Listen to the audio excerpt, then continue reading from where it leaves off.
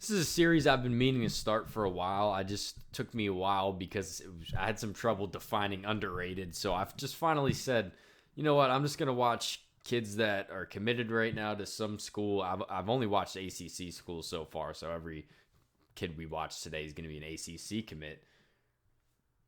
Only 3 stars. I didn't even watch any 4 stars. I did, but they're not included in this video. So this first kid that we're watching, I think he has a composite grade of a 4 star, but I still think he's pretty low ranked nationally. So let's get started here. Javion Mallory, currently a Miami commit. West Boca Raton. Gonna let the highlight tape play, but I've already watched him, so I have some idea of what we're expecting to watch and what I can watch. Very fun highlight tape. I think this kid's very physically developed already for a junior in high school. Like that he plays with a low pad level. He's just a lot of fun to watch. Just a kid that I watch, and sometimes I overthink and I'm like, oh, this kid does this good, but doesn't do this well.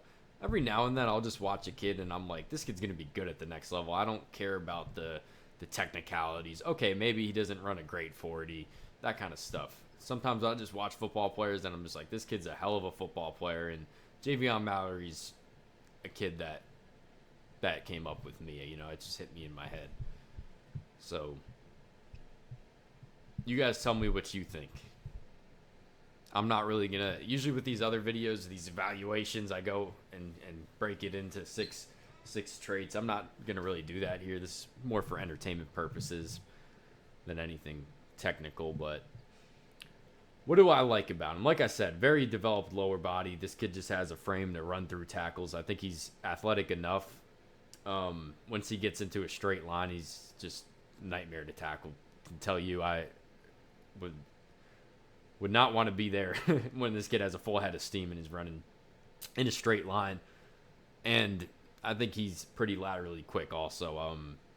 Not a kid that's a strict north and south runner. I think he possesses some east-west ability also.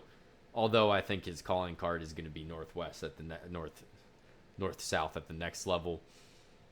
Because of the lower body, because of the low pad level, because just of the way his frame is. And I think he mentally runs physically also. So really a whole lot to like with his game. Committed to Miami right now. We'll see if that holds up. It's a hell of a run here.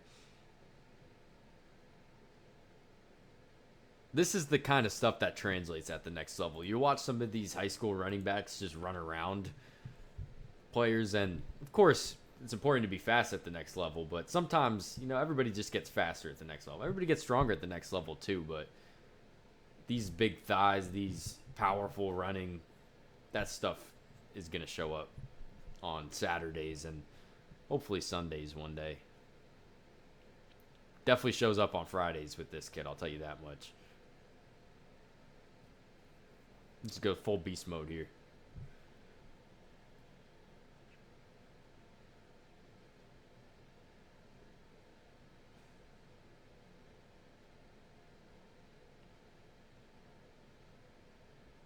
Next kid we're watching is Marcus Jennings.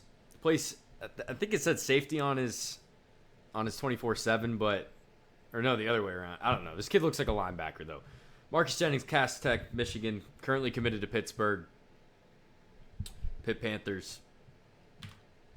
Loved watching this kid. You know, similar deal with what I just said about the running back we just watched.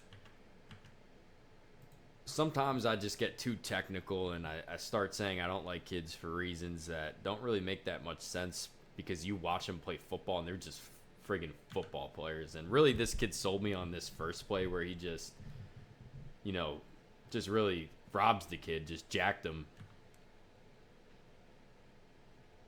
Just hit a stain and then he picks up the ball and takes it all the way. So from there I was like, that had me paying attention. You know, sometimes I get a little bored watching these because I'm watching so many kids.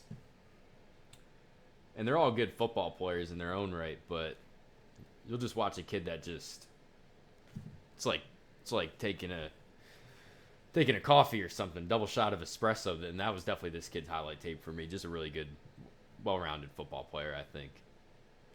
Plays a physical brand. reason he's probably under recruited is because he's undersized, but sometimes you just stop caring about that once you see enough, I guess. But yeah, I wrote that he punches above his weight. I think he plays a lot stronger than he's listed in terms of size. I don't know if this kid's going to be a Mike or if he's more of an outside linebacker, but just a very fun highlight tape. I think we have like 3 kickoffs on here, and sometimes I get mad when I see special teams show up on the tape. But with this kid, it's not like that. It's a lot of fun. Watch this.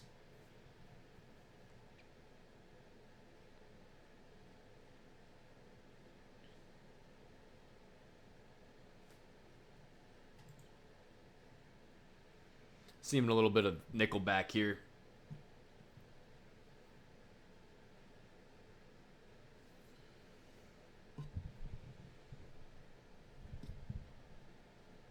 Another kickoff.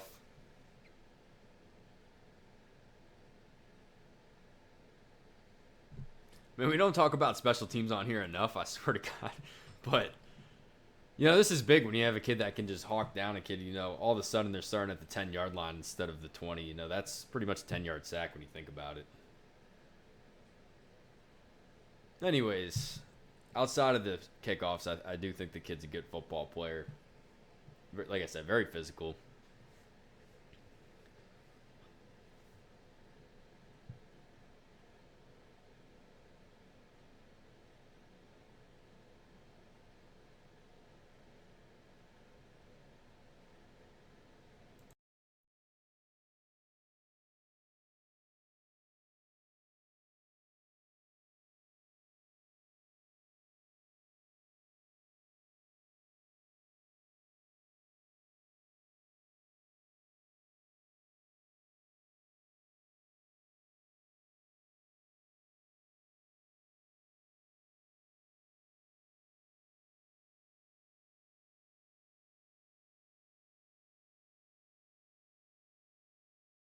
Watching a lot of highlight tapes that I do, watching defensive guys, the ball's usually not involved. Usually it's just tackle. Every now and then you'll see a good break on the ball. I don't think I've seen a football involved with a defensive player as much as I have with this kid, to be honest. I mean, we've seen 6 forced fumbles, 6 scoops and scores.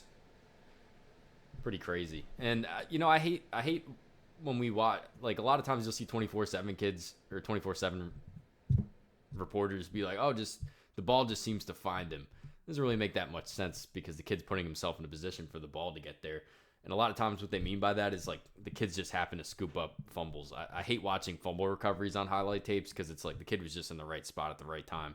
But with this kid, he's putting himself in the right spot in the sense he's the one knocking the ball out and then he's picking it up also. So yeah, I really like this kid a lot. Going to be an early special teams contributor, and then after that, I think the kid will be a good 3-down player for wherever he ends up.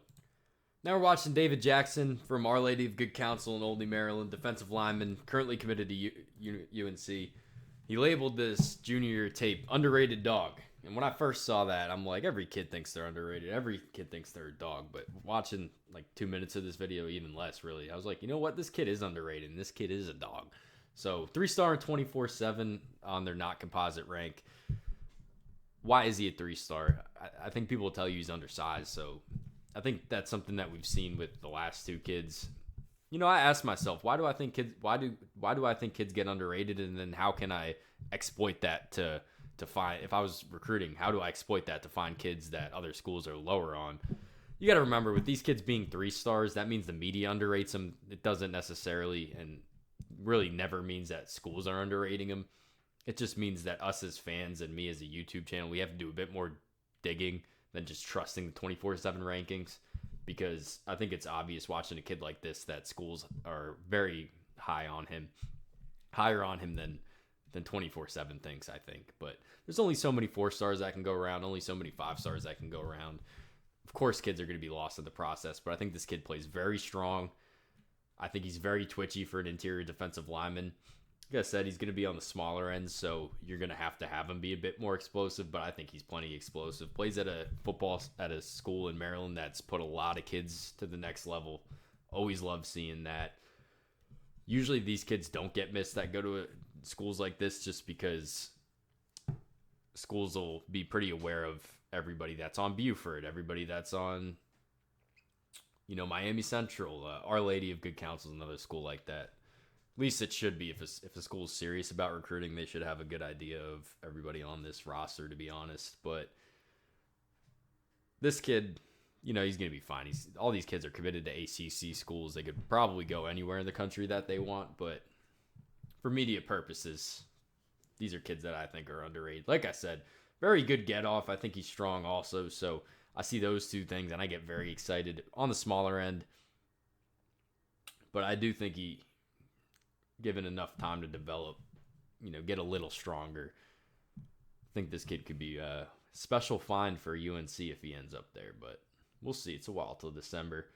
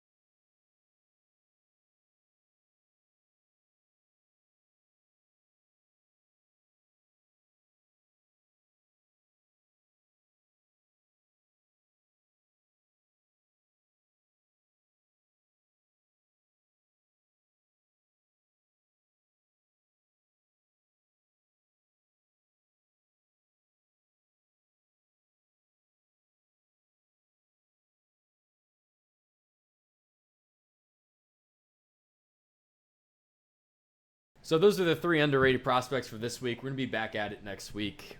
I watch like at least 20 high school football players a day, so I'm always adding them to my list. But in the meantime, if there's anybody you want me to watch, anybody you want me to add that you think's underrated, feel free to reach out either here on Twitter. I got my X on there. Can't miss it. Too big to miss it. But yeah, otherwise reach out however you can find them. I mean, shit, send me a smoke signal if you have to.